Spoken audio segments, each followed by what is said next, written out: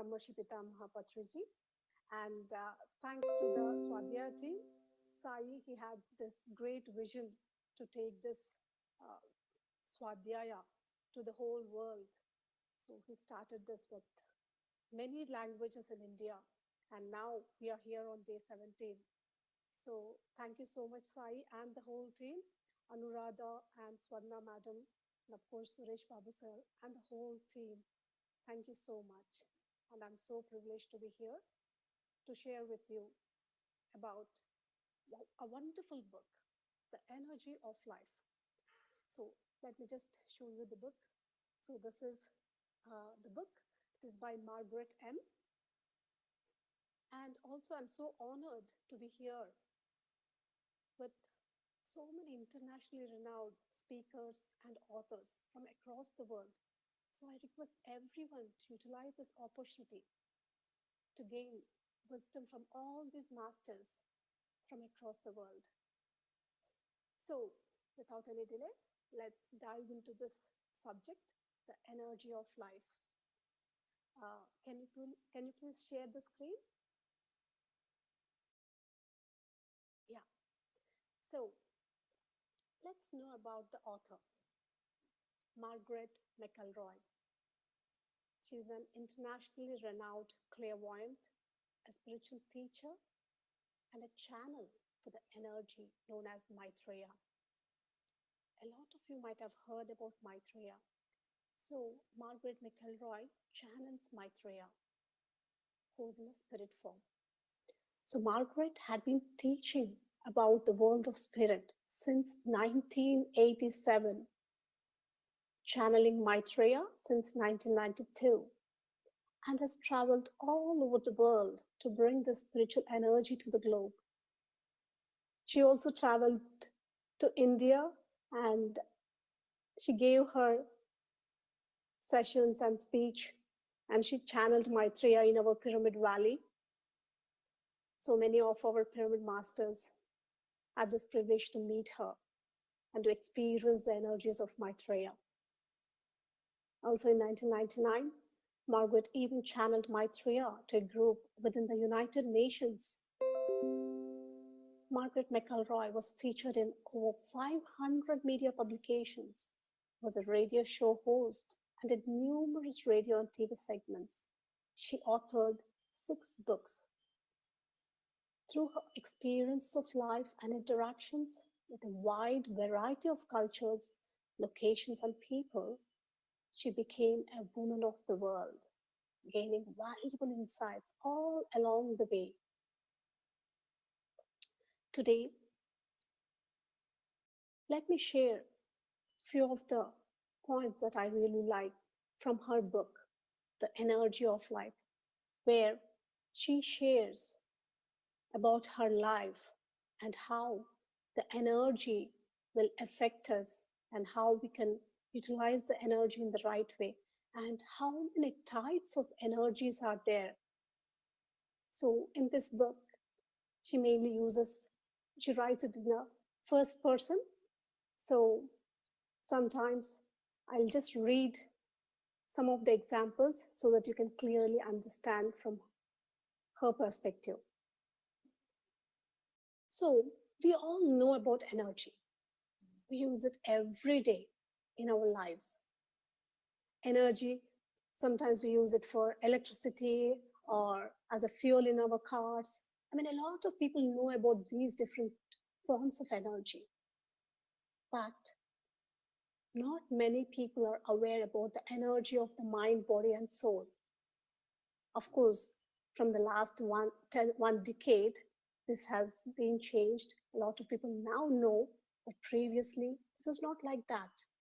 Not many people knew about this energy of mind, body, and soul. And also, we are not aware either how we waste our energy, our valuable, precious energy, which could help us in our daily lives. So often, we allow energy to be wasted. We give it away, and sometimes we just throw it away also. Nobody has taught us that energy is the most precious commodity we have, or even no one taught us how to use it properly.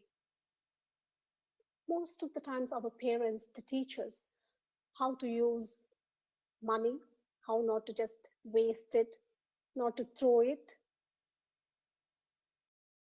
But our parents and the society are not really teaching us how to use this energy, which is very, very important in our lives, my dear friends.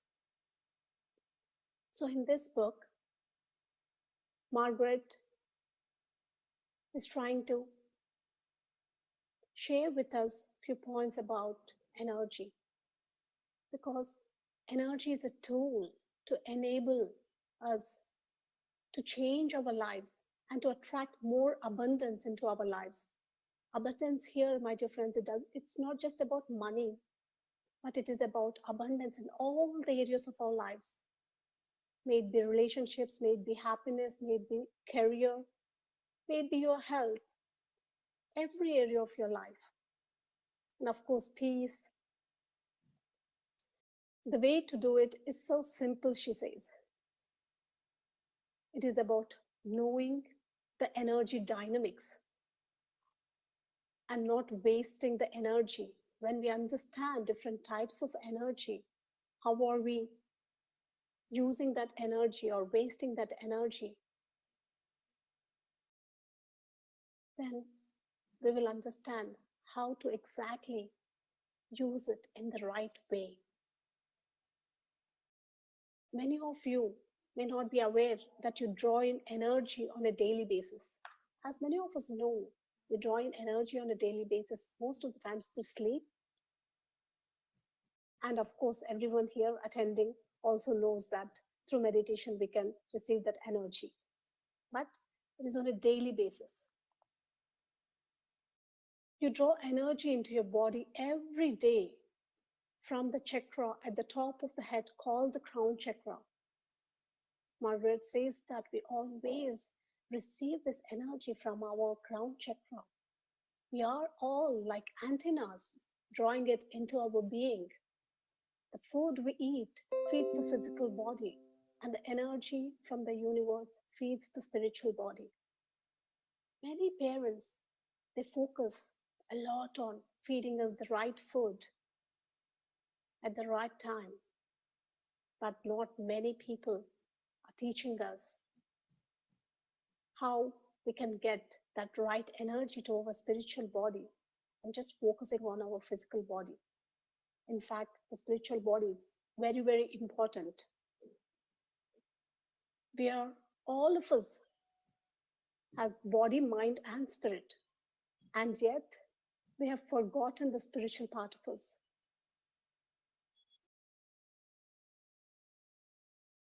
Because a lot of people think that spirituality means going to churches, going to temples, and becoming like a monk or wearing those orange robes. But she simply says that spirituality means being happy. I hope you all agree on this. I definitely do. I truly believe that to be happy, we need to let go and become a child. Jesus says, be as little children. We are so serious in our lives and we constantly question for everything, isn't it, my dear friends? We always ask why or how, who, what, and so many questions. This is the old way of doing things. Question, question, question. Always all these questions. When we constantly are asking these questions, we actually waste both time and energy with all of this pointless thinking that takes place in our minds. When one lets go, when you let go of all that thinking in your mind, and when you just allow that God, or just letting that God, or you may just call it universal energy, or you may call it acceptance, or you may call it surrender, whatever the word that you've given.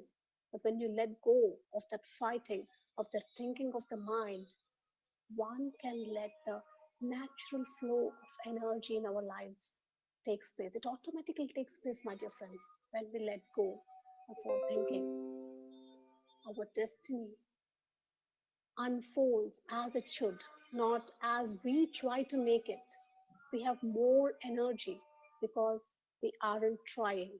And because of that, there is more energy for us to use.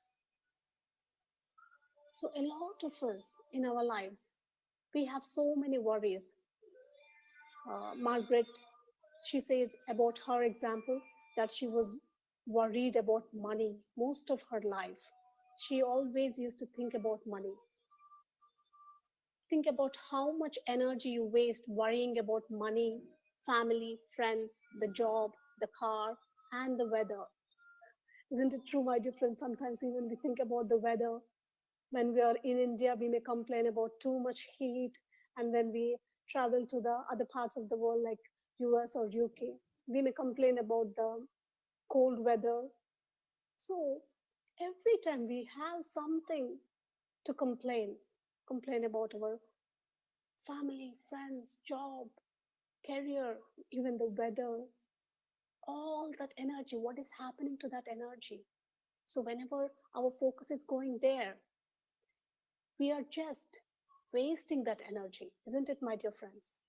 So, because it's your thought, when you're thinking about that weather and when you're constantly complaining about it, oh, it's raining again, oh, it's so hot, instead of enjoying the weather, every time if you're having some complaints about the weather or it's cold, it's hot, or whatever it is, when you start complaining about it, your energy is going there. You're wasting your energy.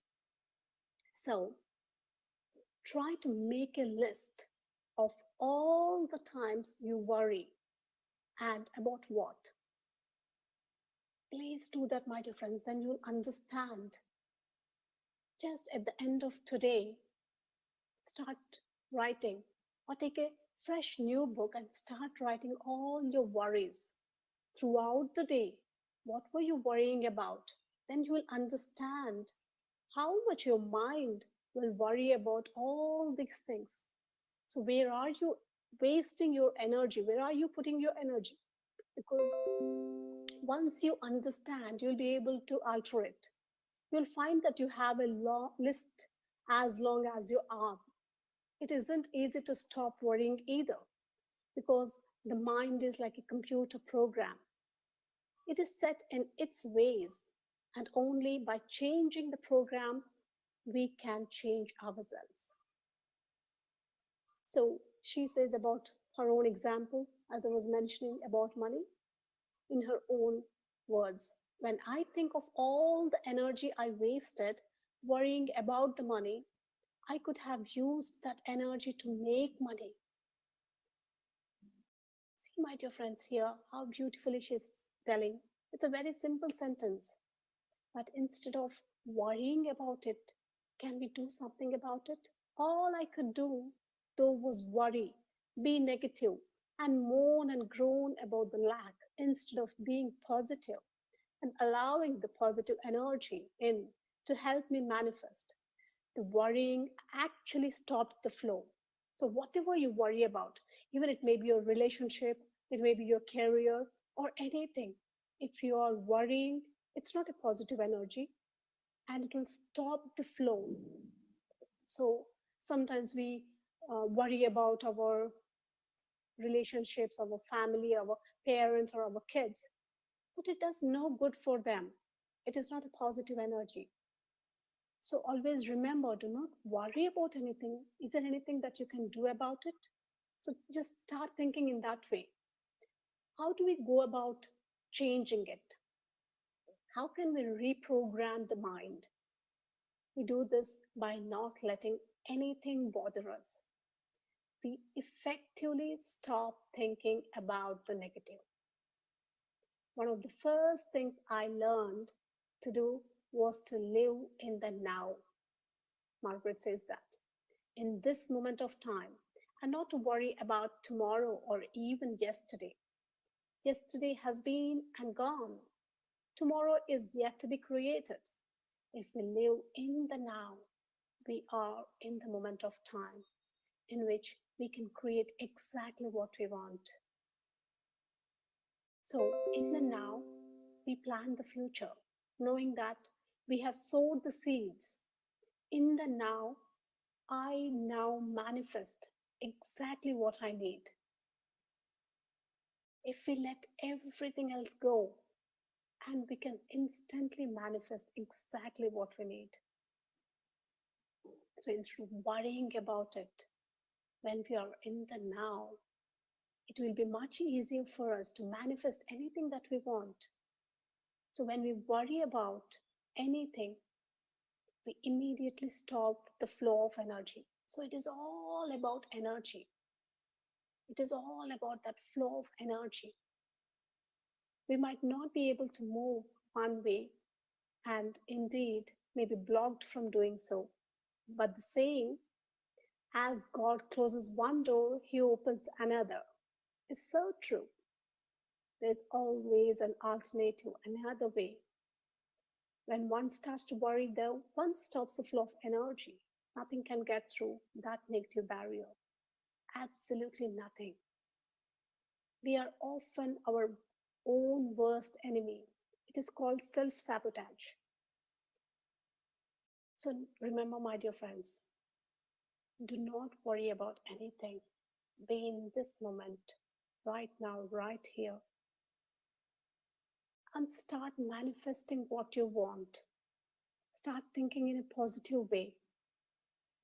When we have a positive thought, for instance, if we desire a new car or a new house, from the moment we think it, we can manifest it because it is in the bag, it is in our bag, we are holding it, signed, sealed, and almost delivered.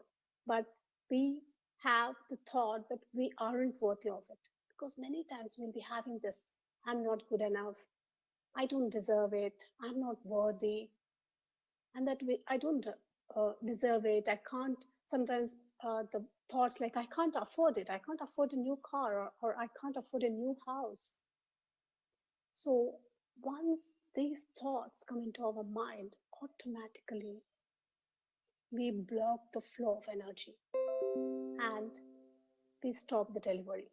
It was almost there, very close to us, but just with our thinking, our logical mind, and our thinking, we stop the delivery. Whatever it is in our life, my dear friends. So just try to imagine how many times you have stopped the flow from happening, stopped the delivery of your desire. As I'm asking these things, think about those situations in your life. And if possible, as you're writing the list, also write down these things. Because once you're conscious about these things, you'll be able to take action on it. You'll become aware of it, how your thoughts are stopping the flow of the energy. So, the one thing the divine creator gives us, the power of manifestation. I hope you all agree on this. Each one of us on a daily basis can manifest exactly what we need. It doesn't matter whether you are rich or poor. If you have the desire for something, the universe will provide it. But the right thought has to be in the universe to create it. Why some people manifest what they desire more than others? I'm sure you many times might have thought about it. Why I'm not able to manifest, why others are able to manifest. Because the only reason is because they are positive. They are 100% positive without any doubt. They don't stop the flow of energy. They don't have fear, doubt, or insecurity, or any other negative emotion. They are positive, they are miraculous in their thinking. And just because of this, the energy flows. I'm sure many of you might have heard a lot of stories where people were able to manifest what they want. It is just about that strong desire and the positive thinking. Even she tells an example. As I'm writing this, even you can think about your life. Are there any instances or situations in your life that might have happened? So she says, I remember once wanting a bicycle. I wanted it so badly. I asked God to get it for me. However, I didn't believe I could get a new bike. I was not, as a sight, worthy of a new bike. I actually said to God, I don't care if it isn't new, a second-hand one will do. I didn't ask for a brand new one because I knew it wouldn't have been manifested as I didn't see myself as good enough to own a new one. I immediately manifested a second hand one. So, how many times in our lives we think about something? For example, we may think about some particular brand of a car or some three-bedroom house or something. But again, because of our logical thinking and because we don't believe in ourselves, because we think that we are not worthy, or we may think that we cannot afford it, and then slowly our thought will come down, okay, maybe two-bed flat is okay, or maybe that car is okay instead of going for the high-end car. So automatically in our thoughts, because we feel that we don't deserve it, we change our thoughts. And whatever we want, we may attract it at that time. So this happens in most of our lives. So even write down those things if possible. And next time you can change it instead of changing your thought into the negative thinking, you can be in that positive and miraculous thinking and you will be able to attract it. You just have to have the belief and the faith that it will come. When you have that, it is on your doorstep. It will manifest. The more positive you are, the more quickly it will manifest. Fear is one of the worst conditions for blocking positive energy. The fear that we cannot do something, the fear that we aren't good enough, the fear that we will fail. It goes on and on. We have so many fears in our lives. But remember, my dear friends, fear is energy too. Its presence is the worst thing for blocking manifestation. Whatever that we want to manifest in our lives, fear, doubt, insecurity, and all these non positive emotions will be blocking them. But we were all born to be energetic. We can all manifest energy. Remember this. Energy is around us and inside us, and yet we aren't aware of it. Once we do understand it, it becomes the force with which we manifest, create, and inevitably change our lives. It is in our hands. It's just that we have to become aware of it. We have to understand the dynamics of energy. So, there's something called personal energy. Personal energy is about your own personal power. We all, we all are born with some energy, which is called personal energy, and we can all use it. But the majority of people have forgotten what it is, and more than anything, they don't understand a thing about it. People like Anthony Robbins, the speaker, as many of you know, have become very successful in motivating people to use their personal energy, their personal power. Many people don't realize that personal power is connected with the spiritual part of us. Most people aren't interested in looking at anything spiritual.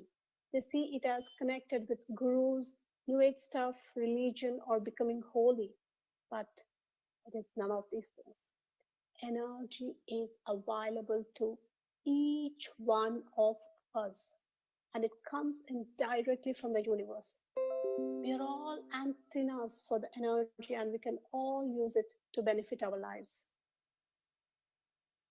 Then you may ask me, then what is the catch? Why are we not getting it? Or why are we not able to use it?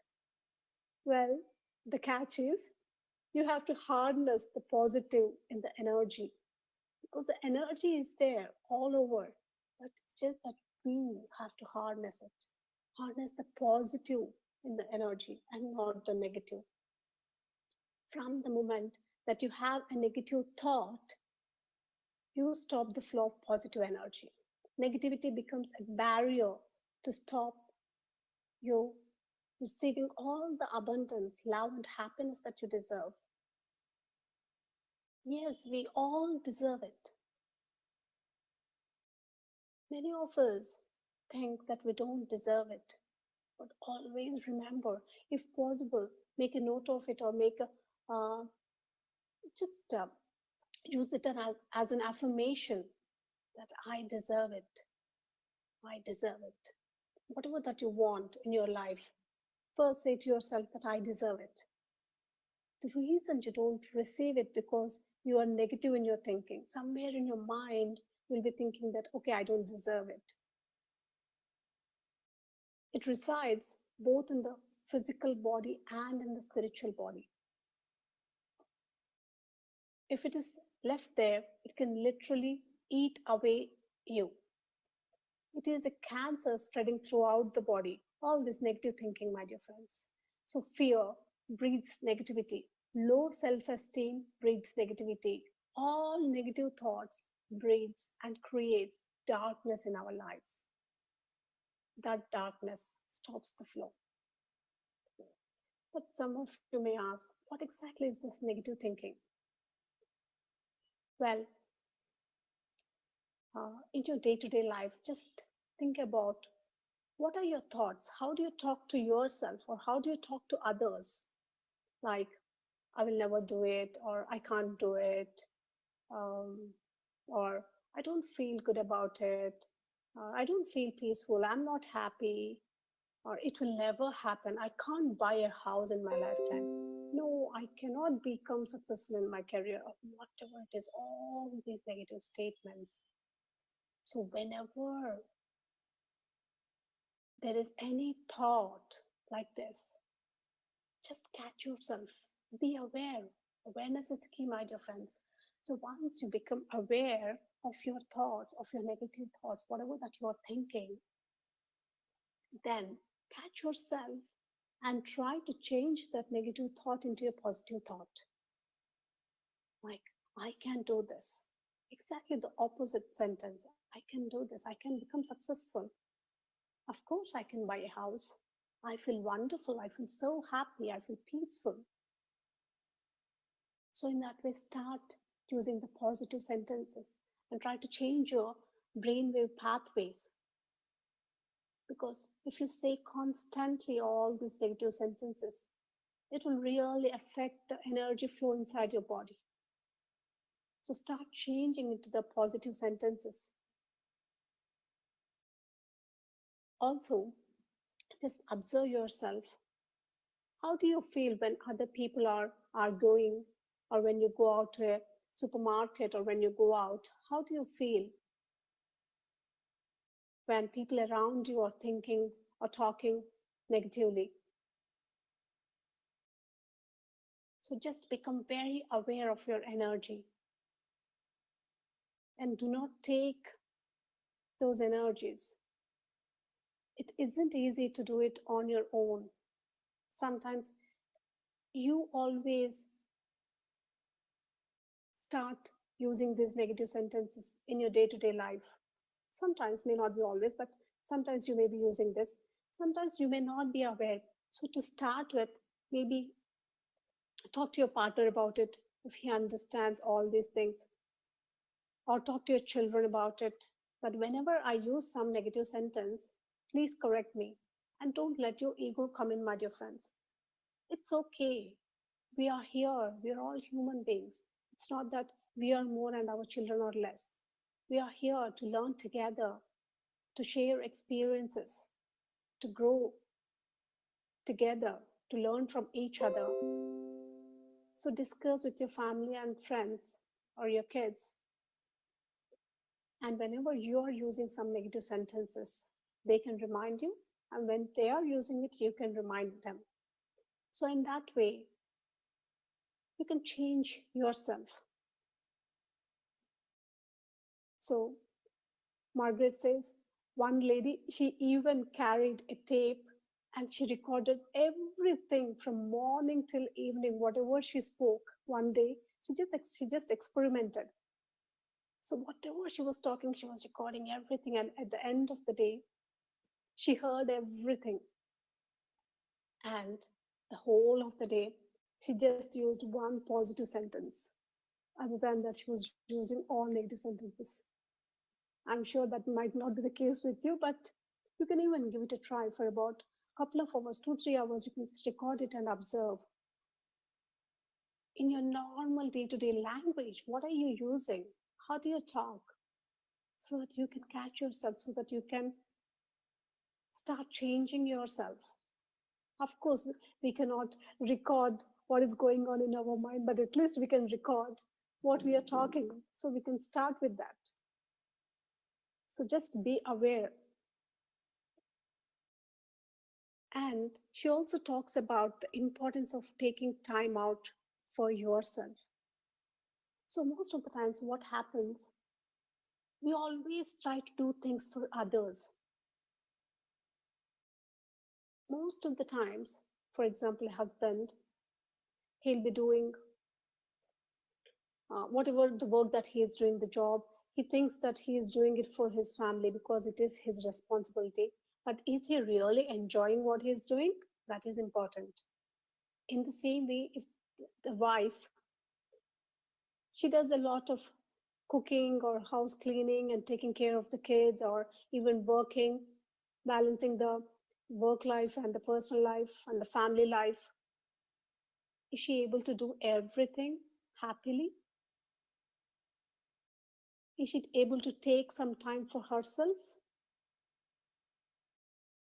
So, when you don't take time for yourself, you may feel exhausted.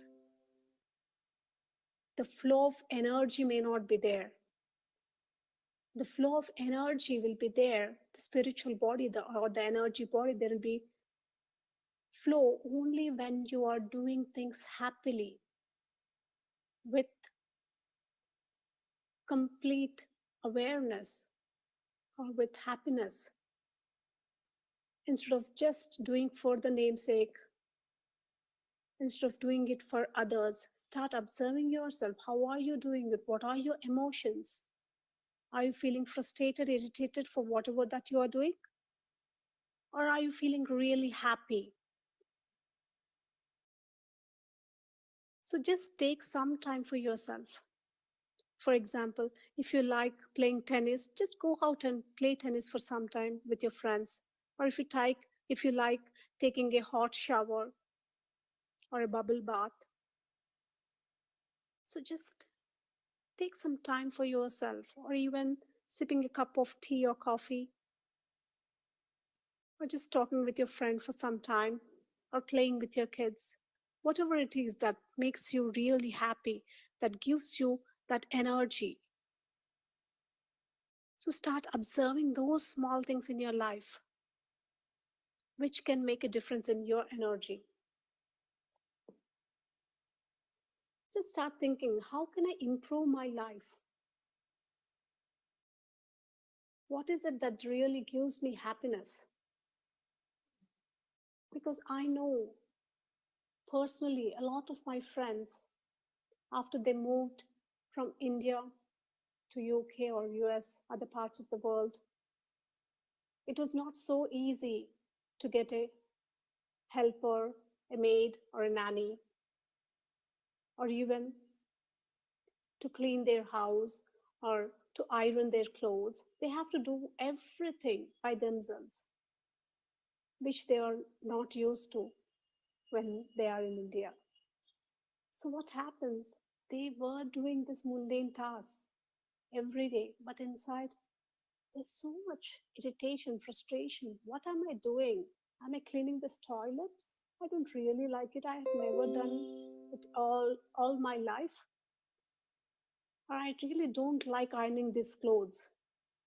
So if you are happy, if you are enjoying it, do it. Or at least try to change your thinking and start enjoying, or play some music while you're doing that. But if you cannot do it that way, I request everyone,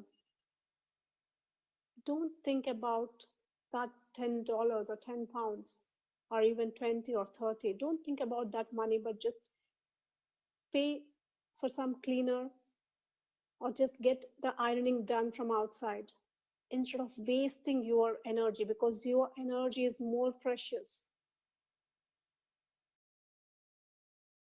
I know a lot of you who are listening to this can resonate with it. Start thinking about it. Is there anything that you can do about all these mundane tasks? Either try to do it happily, either try to enjoy it. If you're not able to do that, get some help. And it will clearly change the energy inside you, because these are the tasks which you do every week and you're wasting so much energy if you're not enjoying it. So start thinking about it. And also, Margaret talks about the chakras. As we all know, the chakras play a major role in our lives. Though we cannot see the chakras in our physical body, they're all there in our spiritual body. So she says, the word chakra comes from an Indian Sanskrit word and means wheel of light. Clairvoyants can see a wheel of light. The chakras are directly in line with the glandular system in the physical body. They work in unison together, body, mind, and spirit. There is no separation of your spirit from your body. The Christians may call it Trinity, as you know, Father, Son, and Holy Ghost. When body, mind, and spirit are in balance, you are in balance. And life is peaceful and without disorder. So there are 7 chakras. The crown chakra aligns with the pineal gland in the physical body. As we all know, the crown chakra is at the top of the head, and it is where energy enters your body from the cosmos or from the universe. And there's this chakra between the eyebrows, the brow chakra. This aligns in the physical body with the pituitary gland. When this is active and working properly, we have clairvoyant ability and intuition. And next comes the throat chakra and works in alignment with the thyroid gland. Communication is the key here. If we don't speak our truth or find it difficult to communicate, this can block the throat chakra. My dear friends, communication is very, very important. In these books, she also talks clearly about communication. That just because we are not communicating clearly, sometimes we are taking more and more incarnations just because we couldn't communicate clearly in our past life with someone. So we just want to clear that in this lifetime. And most of the times we can't say no to others, even though we don't like it. We can't say no, even for the small things. So she clearly says, whenever required, say no. Instead of feeling bad and guilty inside, say no. And most of the times, the opposite person will understand. It's just as in our minds, we think that, okay, maybe we are hurting the other person, maybe the other person may feel bad. So many things will be there in our mind, but it may not be that outside. So start saying no if required. And the next comes the heart chakra. It works with the thymus gland. When this chakra is closed, people suffer from or they have fear being hurt. A lot of our reluctance can come from past life memory as well. It is in the heart area where the soul resides. So she doesn't go deeply into the chakras, just few things. The solar plexus chakra is in the stomach area. It is between the heart and the navel. But this is the most overworked of all the chakras because it is here in the solar plexus where we hold our fear and resentment. And as I'm talking earlier, fear blocks us in manifesting things. It blocks our flow of energy into our lives. So most of the times we hold this fear in our solar plexus chakra. Sometimes it may be coming from this lifetime, or sometimes it may be coming from our past lives. And solar plexus chakra connects with the pancreas in the physical body. When this chakra is blocked, there is none or very little sweetness in life. And the next chakra is in the navel area, what many call the belly button. This chakra works with adrenal glands. Most people who have this chakra blocked will not let go of their stuff. It holds the overload for the solar plexus chakra. So whatever that is there in the solar plexus chakra, the fear, the resentment, and sometimes the past life memories, so they all will be overloaded in this chakra too. And the next chakra is the root chakra. She says that over 75% of the people, this chakra is blocked. It works in alignment with the sexual organs, the ovaries in women and the testicles in men. This chakra is usually blocked because we don't use our sexual energy in the right way. Overall, the chakras provide the spiritual energy that feeds the glandular systems in the physical body. And when all these chakras are balanced, we'll be very healthy physically, mentally, and spiritually. Positive thought generates positive energy. By thinking positively, understanding your spiritual body, it's not just about understanding your physical body, but it's also about understanding all your 7 bodies. And with regular meditation, so you can be very, very healthy.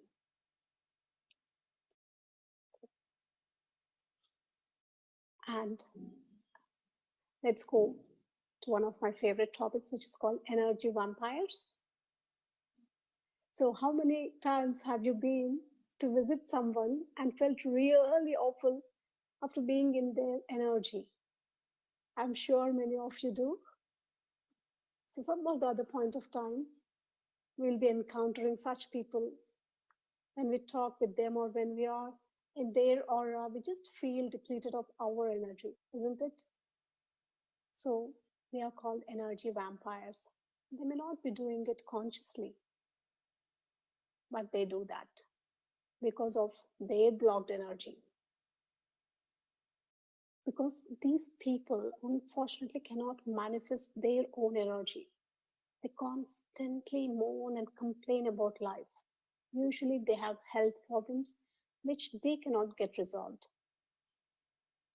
And they love it when you visit or when someone visits them because the others are the source of energy for them.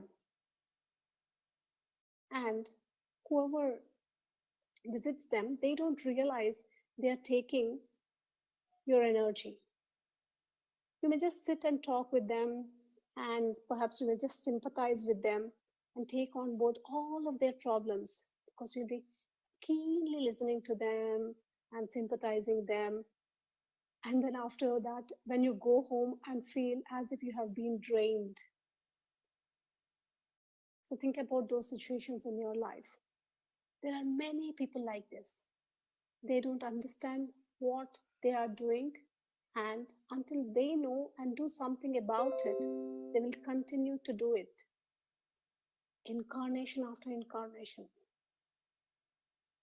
Nobody wants to be a vampire, but that is what these people do. And she calls them psychic vampires. So it also reminds me about control dramas from the Celestine Prophecy book. That is one of my favorite book too. And in the control dramas, James Redfield also talks about these control dramas of four different types of control dramas: interrogator, intimidator, aloof, and poor me. Where each one of us, we may fall into one of these categories at some other point in our lives. So, where we unconsciously try to take energy from others, or others unconsciously they try to take energy from us. So, when we understand these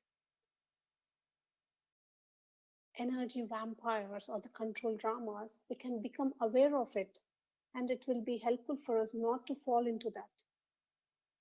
So, whenever you encounter such people, instead of continuing the conversations, you better change the topic, change it into a positive one. Tell them to do more meditation, or just ask them, let's go and watch a movie. If they are too close and if they wanted to go out, instead of just sitting there and just listening to all their complaints, do something positive and don't let that negativity flow into you. That is very important, my dear friends. That is why she says, whenever you have to say no, say no. Just be confident, be open to say whatever you want to say. Tell them, let's talk something positive. There's no point in talking all this negative. We cannot go anywhere. So just try to think in a positive way. Just tell them to meditate or listen to other masters' messages. Because life is a choice. What is it that you are choosing is important. The choices that we make today shape our future tomorrow. We don't have to agree to what everyone says. We can be different. And she also says that 95% of the people are frightened to make the choices and to say no when asked to help someone. She goes on and says that I was frightened to do so for many years. I felt that by saying no, I was creating disharmony, and I had been taught to keep the peace at all times. My Christian upbringing had taught me to never say no, to turn the other cheek and do as requested. When I finally realized that I was my own creator, I was over 50 years of age. When I looked back over my life at the times I had wanted to say no, I could have filled a book with the experiences. So think about your lives, my dear friends, because she has written this with so much of experience. For 50 years, she couldn't say no. And she says that because of that, she had so many diseases. She had so many problems with her throat chakra and the organs associated with the throat chakra because she was not able to speak her truth, whatever that she was feeling from inside. She was not able to do that. Even sometimes, even she tells some examples, and even in our lives, it may happen that we may visit a friend or another family, and they are serving us some food which we really don't like. Even it happened to me a few days ago. So they really love that sweet, but I don't like it at all. They were like, no, just taste this. It will be so good. It will be so awesome. So because that is their truth. They like it. They love it. But for me, for my truth, I don't like that sweet at all. So at that moment, I was able to clearly say, no, no, I'm so sorry. I really don't like this sweet. I already tried this. But most of the times, what happens is just we may think that, okay, instead of saying no, let me just try that and let me just throw it away when they don't see it, or let me just stuff it. What is it? It's just a small sweet.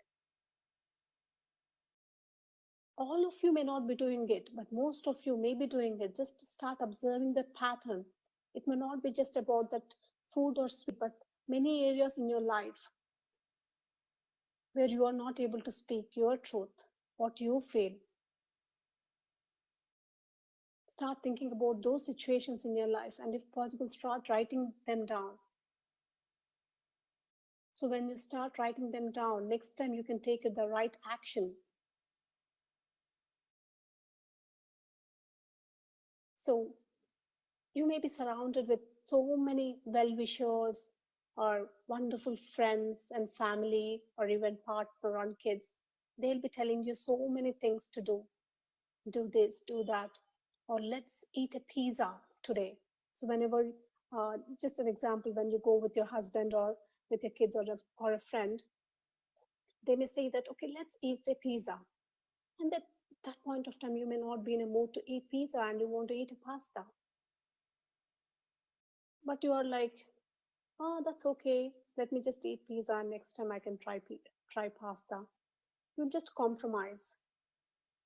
So, how many times are you compromising yourself? I mean, it's okay if you compromise, there's nothing wrong, but how are you feeling inside? And are you carrying it? And the whole time that you are eating that pizza, are you really happy? Are you enjoying it? So start thinking in these terms, whatever that you are doing, then you can clearly see a difference in your life. Thought is energy. What you think becomes who you are. So most of the times, try to think positive thoughts all of the time.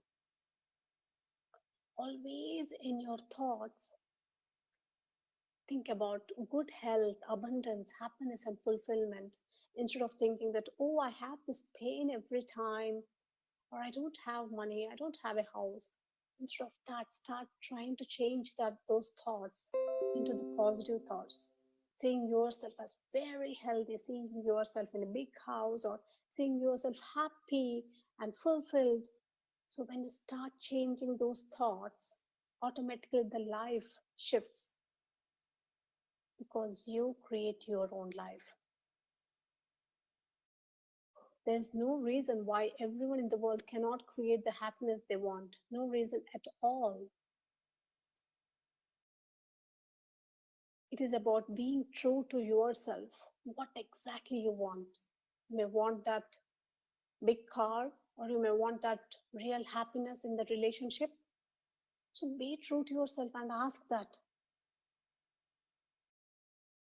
And don't let that fear come in, because again, fear is negative energy. So, along with the other list that I mentioned earlier, start writing this list of wherever you are unhappy. For example, I'm not happy in my marriage or relationship or in my friendship or with my kids. I'm not happy living in poverty or lack. I'm not happy being insecure. I'm not happy letting go of control. So, even the physical things, emotional things, everything, write them down wherever you are not happy. By writing down the areas in which you aren't happy, you can see for yourself where your unhappiness lies. You can then also concentrate on making the situation better and turning it around. But remember, first of all, don't try to rectify all the problems in one sweep. You need to look at each one and deal with each one individually. So, after writing the list, just try to work on one at a time and see within few days your life will start changing. As you let go of the chains of negativity that have been around you for so long, you will notice changes taking place. As you work on your list, you will see great change start in your life.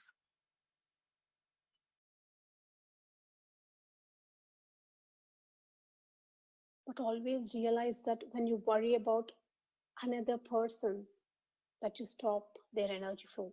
As I mentioned before, never ever worry about other person. For example, if you want something in your life about that relationship, so do not think that okay, the other person may not agree with whatever I say. Instead of thinking from their perspective, only think from your side because you are the creator. So when you start thinking from your side, you will be able to change it because everyone in your life are just mirrors.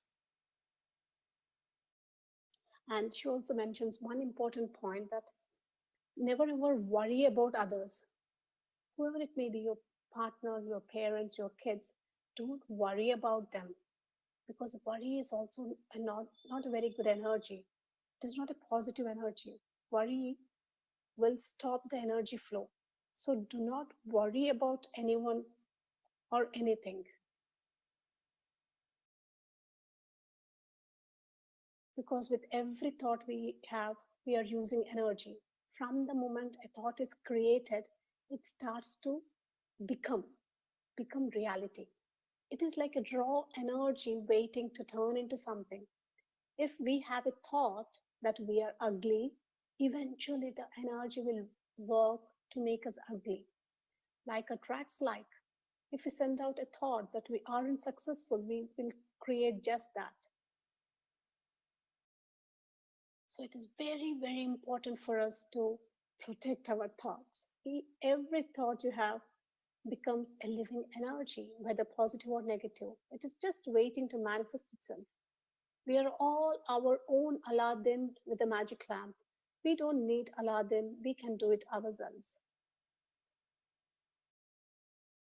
And there, Margaret, she did an experiment, an interesting experiment with her own students. So, in her own words, I picked one or two students in the class. As they walked into the classroom, I would say to one of them, have you hurt your foot? The student would deny it. And so I would say it again, this time reiterating that it looked as if they had hurt their foot. With another student, I would say, do you have a headache? The student would say, no. And I would say again, oh, your energy looks as if you have a headache.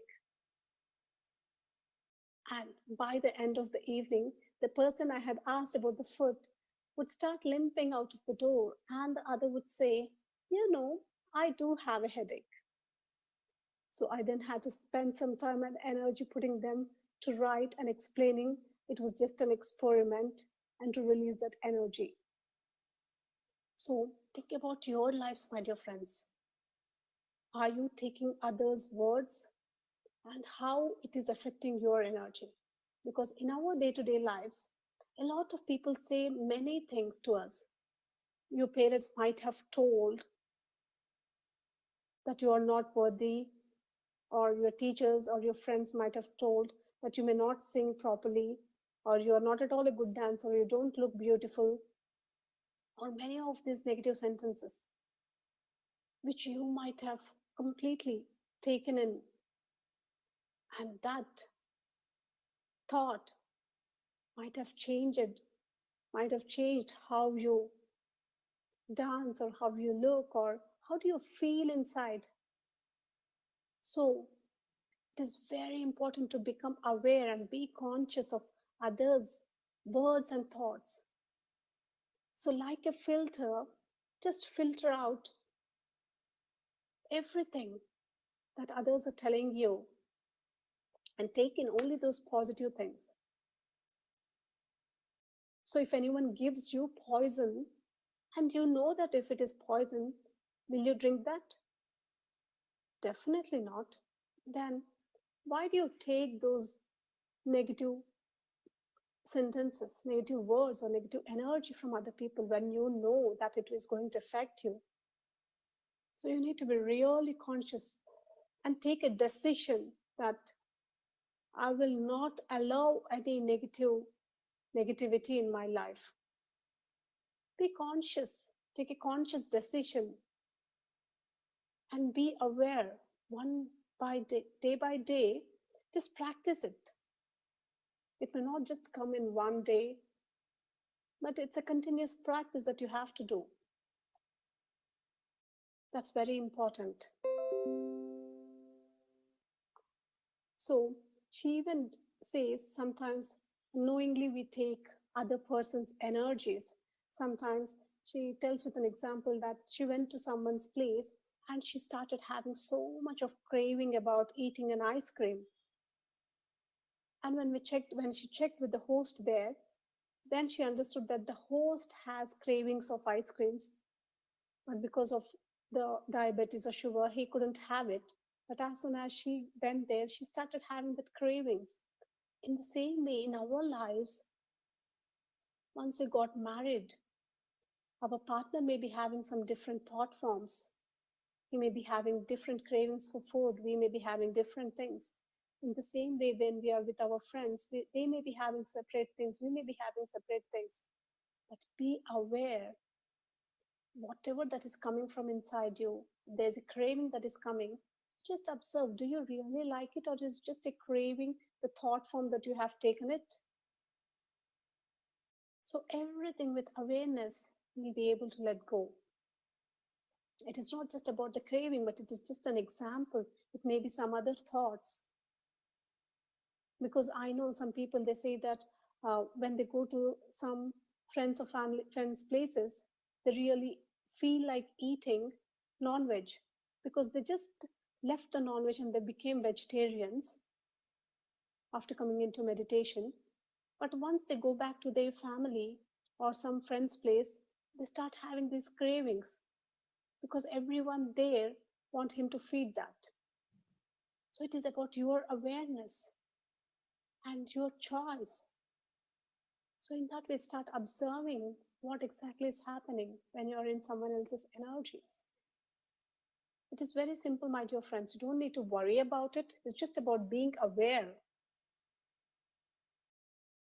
In the same way, if you live in a home that has some negative energy, even she says, when you're feeling some negative energy, for example, if the couple and the family are really good at one place and they just shifted to some other place and suddenly started quarreling and so many discussions and so many arguments, let's start thinking about the energy of the house. See, she says it's just about becoming aware and taking that conscious decision. And of course, you can take help of the meditation and the pyramids to clear the energy.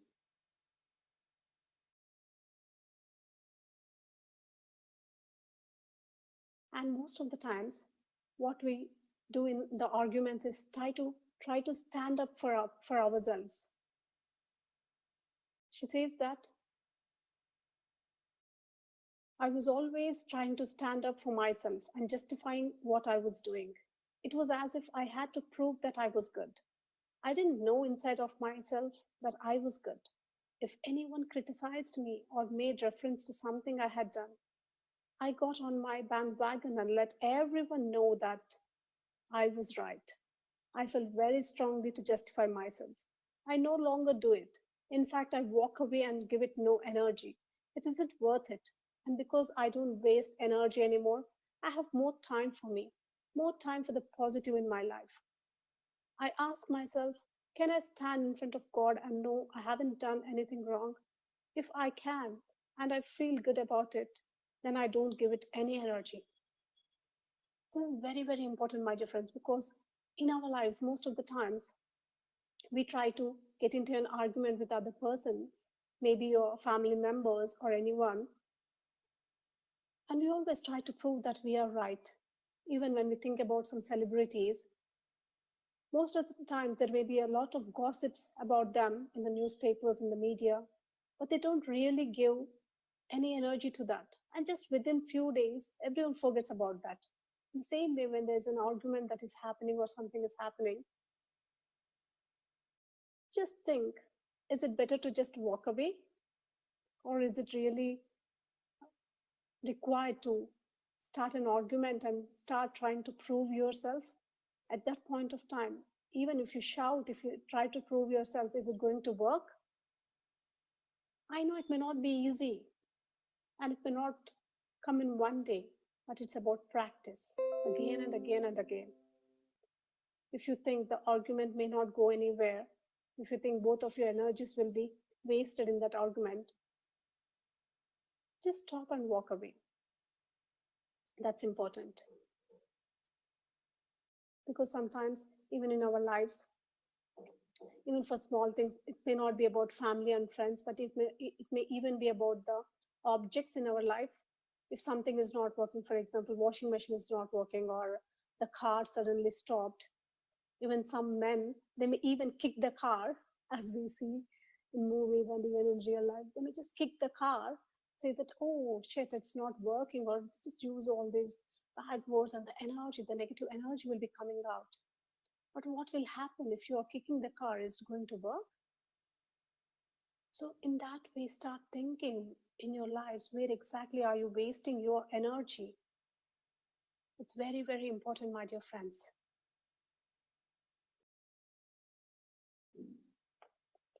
And then we'll go to the next topic, sexual energy. The base or sex chakra is the most important chakra of all. This is the life force chakra. If the energy in these chakras is flowing freely, then the whole of the body is energized. If not, then the energy tends to seize up in certain places. When we have blocked chakras, we also have blocked physical organs after a period of time. The physical body is fed by the food we eat, and the spiritual body is fed by the energy coming in from the universe. The mind is fed by what we feed it on a mental level. If we have any problems with the sexual part of our bodies, then this can cause blockages in the chakras. When we were created, we were expected to keep all the glands in our bodies moving with regular exercise and wholesome food. The same applies to the spiritual body. Most people use the glands to keep them moving, but a large proportion of the population doesn't use its sexual energy. Energy is a living thing. When it flows freely around the body, it can be a wonderful healer. The sexual energy is a powerful energy. We were all meant to use it, yet most of us rarely do. If people use their sexual energy in the right way, there would be fewer problems with prostate and vaginal cancer, because a lot of people has these prostate and vaginal cancer because of the blocked energy in the root chakra. She was told by the spirit world, and when Margaret was challenged, she was told by the spirit world that in the olden days, young people were trained to be sexual by special people who were trained to do so. Priests, priests looked after the boys and young men, and priestesses looked after the girls and young women. Sex was considered a very important part of life. It was encouraged and taught before a couple formed a partnership. Young boys and men were trained to pleasure a woman. Young girls and women were trained to the pleasure of a man. Once a couple came together, the most wonderful experiences could be enjoyed because both partners knew what to expect. Even a lot of women, they have period issues because of the fear and repressed energy in the root chakra. She says that I truly believe that we need to get back to the days when it was taught as an art. I believe that if we did so, and everyone was able to discover how important it is to their health and well being, there would be less illness in the world.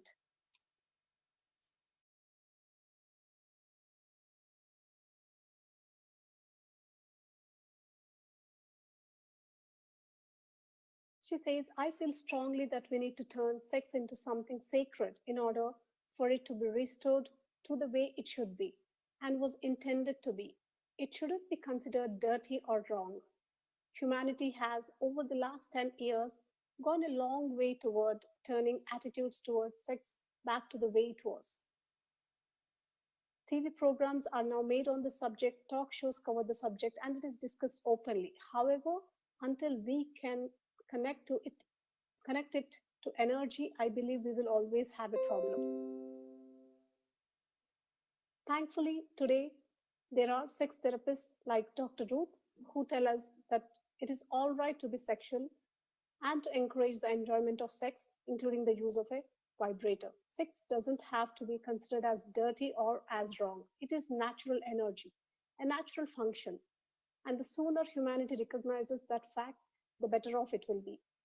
She even says that as a spiritual channeler, and as she talks about all the high world energies and everything, some people used to laugh at her or when she was talking about the sexual side. So, but she says it is very, very important because it is also one of the energy. It has to be used in the right way. That is very important. And she talks about the past life energies.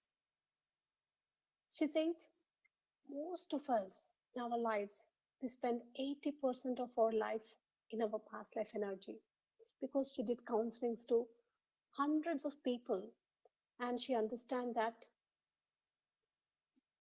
uh, most of the times many things are coming from the past lives. So when she regressed people into the past lives and when they were able to release all those energies from the past lives, they were able to move easily in this life. They were able to move forward. They were able to get rid of all those problems that they are having in this life. She says, in each incarnation or life, we bring with us all unfinished business from past lives and also our life plan for our new life. Together, this is potent energy. It is a powder keg waiting to go off, and we are unaware of this because most of the times um, we meet someone and we feel like we met them before, but we know that we haven't met them in this lifetime. So that is one of the examples of past life memory. Something inside you triggered the memory of this person. And usually you have had a past life with this person, either good or bad. You're back again for another round of existence to try again to put right what wasn't resolved in another incarnation. Often, though, we run away from the person because we go, as I call it, into past life mode. The soul remembers the memory, the pain or the pleasure, and goes immediately into past life recall. As long as there is energy with this person, the connection is there, like unfinished business, until it is dissipated or removed. My dear friends, it's not just about the persons, but even with the animals, we may be having such past life connections, such energies, or some unfinished business, where again in this lifetime, we take this incarnation to resolve all those unfinished businesses. We try to, we come here with a plan to finish all of them, along with a new plan to do something new in this lifetime. So if you only knew how much energy you spent in past life mode, it would amaze you. Every day of every week, you're wasting energy on past life issues, which really have no relevance in your life now, but which you cannot free yourself from because you are unaware of why it is happening. So we have so many guided meditations to release that past life energy blocks. So you can give it a try. So even I do a lot of past life guided meditation. Most of our senior pyramid masters, they did a lot of these sessions to release all those past life blocks and also to release the blocks in the chakras and with the root chakra, the period issues, when I take sessions on that. So, wherever you feel like there's a block in your energy, try to work on that. When you make that list and when you work on those aspects, slowly you will be able to come out of that. There are so many examples of the past lives. So many of you might have heard a lot of things about how the past life may affect in this life. For example, She says about a woman who was not getting pregnant. And when she came to Margaret, she was doing a reading for her. And from so many incarnations, she was not pregnant. She was single, or she was not pregnant. She didn't have kids.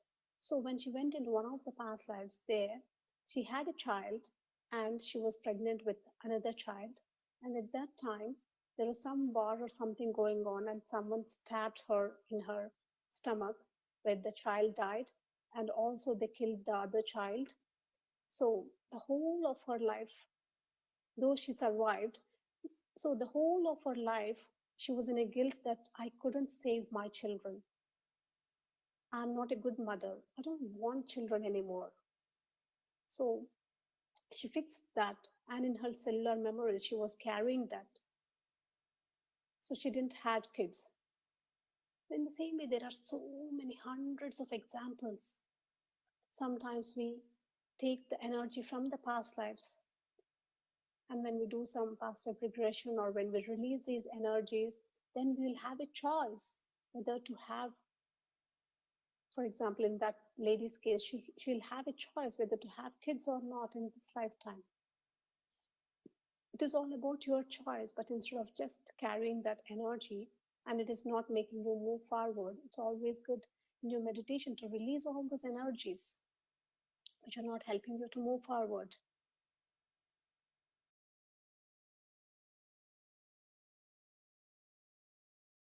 Positive energy. All thought is energy. If you knew the power of negative thoughts, you would never have one. I cannot stress enough how important it is to think positively. It is as if negative energy becomes a wall, stopping the flow of positive energy to you. When you have been negative for so long, a lifetime for instance, it isn't easy to let go of the negativity. There is no instant answer either. It has to be done one step at a time. Even the food tasted, sometimes we taste different foods, and sometimes we may like some foods, we may not like some foods, and it is the way uh, we are feeling when we are eating food that is also very, very important, because the vibration of the food is very important. And when we are having all these negative thoughts, or if you feel that there's not much positive energy in your home, you can use pyramids to change that energy, or crystals. If it is there in your mind, if too much negative thinking, then you can use affirmations and, of course, meditation.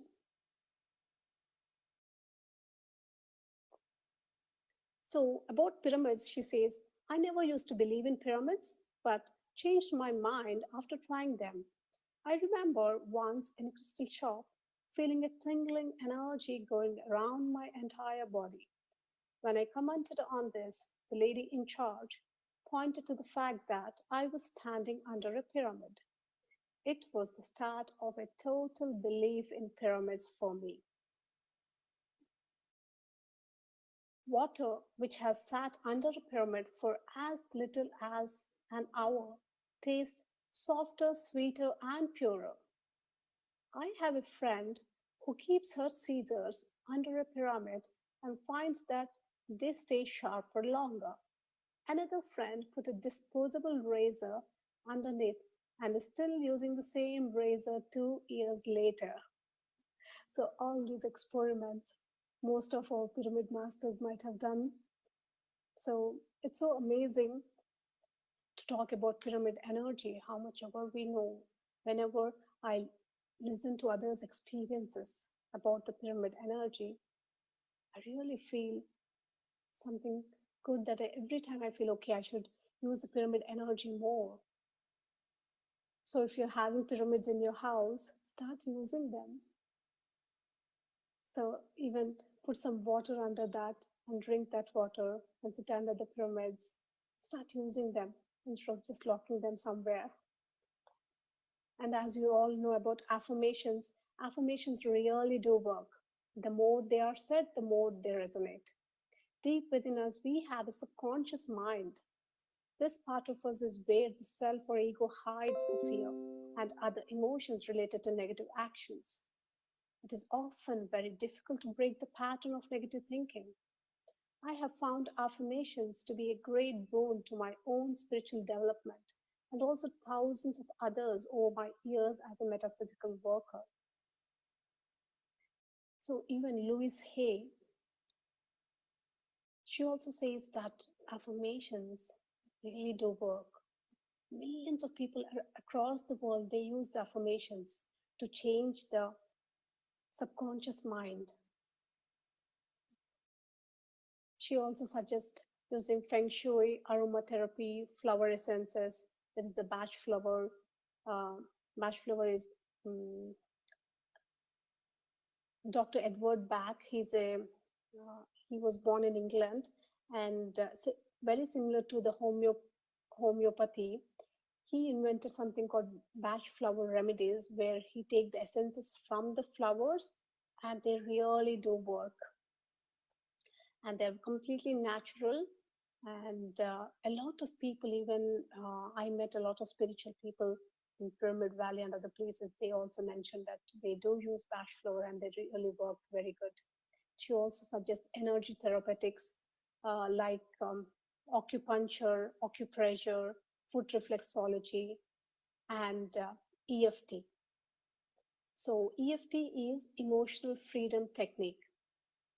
It is something like acupuncture without the needles and consists of tapping the endpoints of various energy medicines. It is very, very effective in dealing with a wide range of both physical and emotional conditions, including fears, phobias, addictions, pain management, and even diseases such as diabetes and cancer. It has even been used to increase sports performance. So she recommends all these things to come out of your physical illness, to be more positive. And the final thing she says about the power of the mind. Of course, the most powerful energy of all to help clear negative energy is your own mind. If you can be positive most of the time, then the negative won't bother you. There is nothing like the power of one's mind. With our minds, we create our own reality. All of our negative thoughts come from somewhere. There has to be an origin. So, as a past life practitioner for many years, she says that past life energy exists, but programming from this life, from the words and actions people use, can also hold us back. We don't realize that unless they are removed. We seem to create and draw into our energy what we fear or doubt or have created. We create the same situations over and over, life after life. Even, my dear friends, start thinking about the patterns in your life, because someone was telling that she always had a problem in her relationship. So she feels like no one loves her. So in that way, is there any pattern that is there which is repeating in your life? It may be coming from this lifetime, it may be coming from some other past lives. Start working on it on your meditations, in your meditations, and release that energy. So, for everything, my dear friends, the answer to change lies in you. Are you all ready to change? If you are ready to change, with that intention and with making all these changes, you will be able to change. And you should have the discipline to change the energy. So once you change that, you'll be able to clearly see the difference in your life. Your life becomes more prosperous, more abundant, and more happier.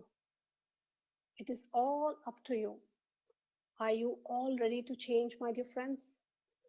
I hope your answer is yes. And with Everything that I shared today, start writing that list and say to yourself that I am ready to change. And start when you start working on that, you will be able to clearly see the difference. Also, she talks about the energy of sound. So, most of the times, when we hear some sounds, we may not like it, whatever the drilling sounds or some car, the sound that is coming from the car engine, or there may be some different sounds that you don't like it, some heavy music that you may not like it, but your husband or your kids may like it. So, even that is very important because sometimes during our day, wherever we are, if we are at the workplace or if we are at home, so there may be some sounds continuously coming from outside or inside. Are they affecting you? Just start keenly observing it, because at one layer, constantly there will be some rejection or resistance to that sound. So, and it will be draining your energy. Observe those sounds. And in the same way, there are some positive sounds. So, a lot of beautiful musics have been created in the last few decades. Some new age spiritual music, some flute, some harp, and many beautiful musics. Start listening to those musics. Whenever you feel that there's any negativity that is coming in or any negative thoughts are coming in, start listening to that music and sit in meditation. And if you cannot sit in meditation, if you have work, at least start listening to that music and start doing your work instead of going into that negativity. It will really help you to come out of that negativity and to completely change your aura and to completely change your thought and your energy to positive energy. It's very, very important. Try all these different techniques whenever possible. Of course, the ultimate thing is meditation. But whenever possible, if you can include all these things in your lifestyle, moment by moment, you'll be clearly able to see the difference in your life. And I wish each and everyone to be in that positive energy. Thank you all so much. And my deepest gratitude to the author, Margaret McElroy. She's in the spirit form now, maybe listening to us, maybe her energies are here. Thank you so much. And thank you to all the astral masters and guides who are helping us and guiding us throughout our journey. And thank you to our Guruji once again. Thank you all so much. Thank you. That was a truly remarkable sharing, Pranahita. I am so honored to be part of this session today. Thank you so much.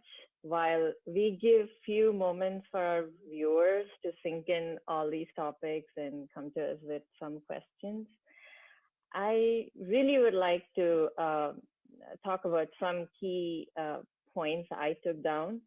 And these are a lot of things that we've heard, but she put everything in terms of energy perspective. Like we've heard of manifestation, self-love, and positive thinking, but everything she put in terms of energy. And this is very, very interesting book. And I highly recommend everyone to read it. And I personally am going to read it. I want to give chance to other questions, but I just want to share a few key things I took down. You mentioned something like, do not waste energy by worrying about job, money, weather, anything. Preserve your energy flow by stopping negative thoughts. When we worry or fear, we block positive energy flow. Stop self-sabotaging ourselves. live in the current moment, we can manifest exactly what we need in the current moment, understand the power of it. And there is a lot more that you talked about today. I thoroughly enjoyed, and I will open up for questions. And viewers, if you're watching on YouTube, you can use the comments feature. And if you are connected in the Zoom link, you can raise your hand and ask your questions. Let's see. Okay, Swapna raised her hand, and let me, yeah. Hi, Pranahitha ma'am. Hi, Swapna. Very, very good to see you on this platform.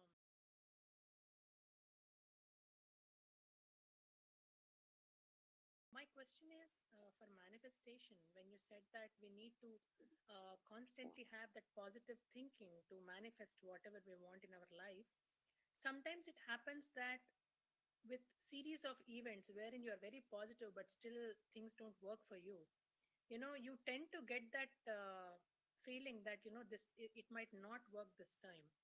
But in spite of that, when we still have that courage to still try, and we set those positive intentions too, things don't happen. So people say it could be because of the karma that you accumulated, or so how do we does karma play a bigger role than our thought power? Um, Actually, if we start thinking about the new age spirituality, there are many examples that without 1% doubt, because most of the times what happens is some or the other way we'll be having that 1% or 2% doubt. So where uh, even though we have set all this, sometimes the vision boards and everything, and in our mind we are feeling, but somewhere if we are not really believing it 100%, if there's some doubt, it may be delaying. Again, the karma may also play a role, but when we look at the Seth Master, what he says is there is karma, and once we go to one level, there is no karma. So a lot of people, they may choose something in their life according to their life plan, according to their karma.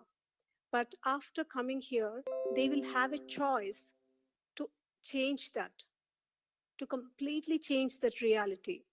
So when they go into this higher vibration of we are the creators, when they are in that higher vibration, they will be able to create whatever they want. If they do not have any doubt, they'll be able to go beyond that karma when they are in that high vibration. And there are so many examples from our pyramid masters only.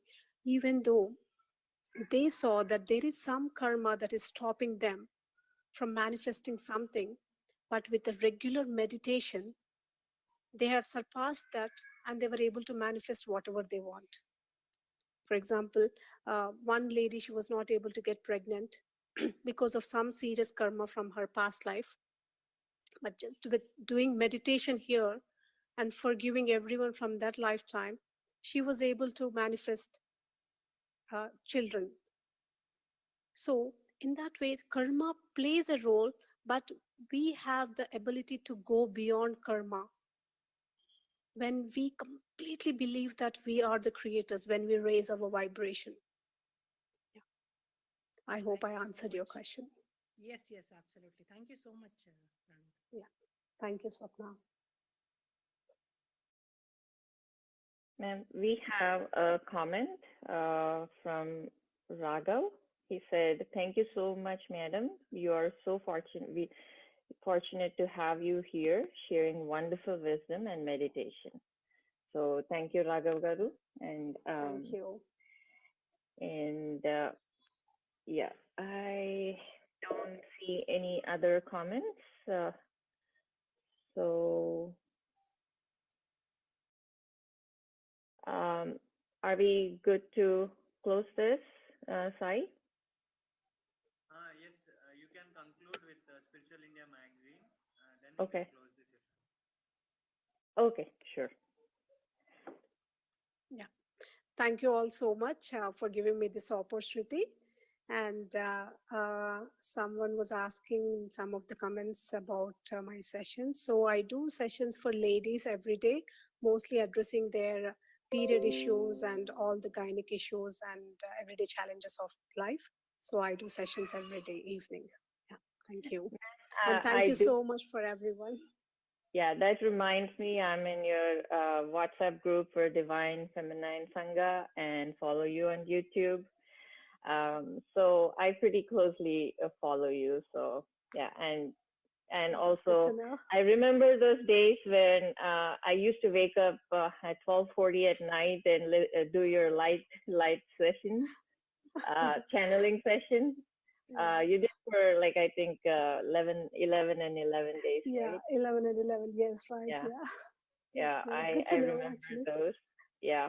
So it's again a true honor to meet you here today. Thank you so much. Thank you. Thank you.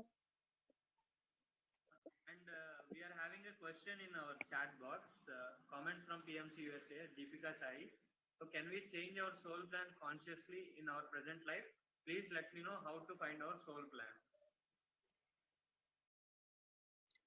Understood, or should I repeat it Yeah. once again? So, yeah.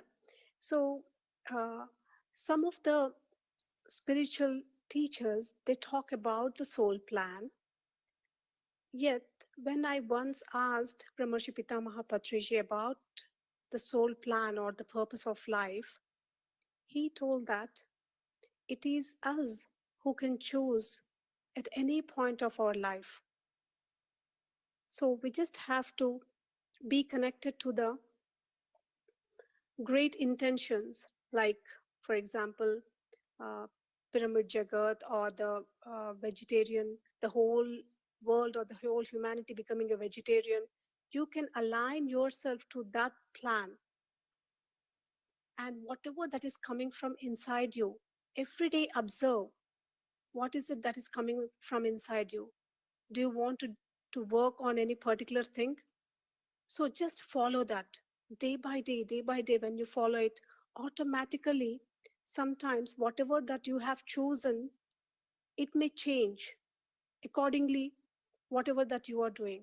So I read a lot of books on that, but when I spoke with Patriji on this one day, so I got to know about this. So I would like to share this perspective. Yeah. And start thinking from this perspective, that is, you have a choice every day and you can write your own soul plan. Madam, and there is another question. Can we change our soul plan consciously in our present life? Please let me know. As I just mentioned, definitely we can change our soul plan consciously. So, how to do it? So, it is about every day we have choices at every moment of our life. So, it is about taking those conscious choices. And in your meditation, you will be able to connect to your intuition. And with that, every day, make the right choice and you will be able to change your soul plan. Yeah, thank you, madam. It's wonderful answering. Adhitka, madam, please take over. Okay. So, viewers, if you all enjoyed this session as much as I did today, I urge you all to subscribe to Spiritual India magazine. Spiritual India magazine is an international bi-monthly English journal published at Hyderabad, India. Spiritual India team has assumed the responsibility of passing the knowledge of true spirituality obtained from various spiritual scientists, spiritual gurus from throughout the world and making it available to everyone. This magazine is a heartthrob magazine of the Pyramid Spiritual Societies movement, India. Um, thank you all, and Sai, you can play the video.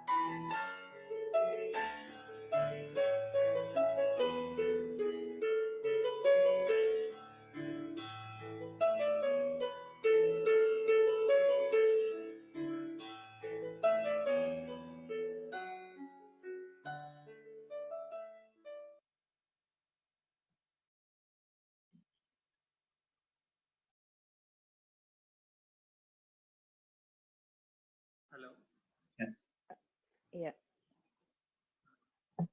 Yeah, hello. Turn on your Yeah, Pranahitha, uh, today is a great day. You gave a wonderful, detailed lecture on the aspects of the energy of life, the book written by Margaret, and various energies like negative energy, positive energy, energy vampires, and soul energy, whatnot. You gave a detailed description that's useful to all how one can change negative energy to positive energy and get the things manifested at the universal level. When we are positive, universe will definitely take care of. Uh, that means we have to put all our energy in one single positive thought. That's what you have told. Definitely, it is an useful session today for all of us. Once again, thank you, Pranay. Thank you so much, sir. Thanks a Thank lot.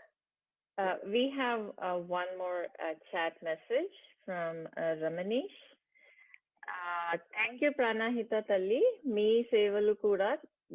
సేవలకు ధన్యవాదాలు. Thank you. And Raghavendra said, Pranahita madam, we are looking forward for your sessions in the UK. Oh, sure, definitely. Thank you. Thank you. I'm so glad you liked it. Because I was just wondering what to share in this Swadhyaya Yoga, and I just picked up this book. It had so many different things which will be useful in our day-to-day life. That is what I clearly felt, because sometimes it's good to read about different spiritual aspects and different topics, but again, every day, how are we living our lives? That is very, very important. At least for me personally, I think every day we have to live that happy life instead of dragging ourselves into just leading the life. We have to really enjoy each and every moment of our lives. Yeah, with that, thank you all so much. Thanks to the team. Thank you. Thank you. Bye.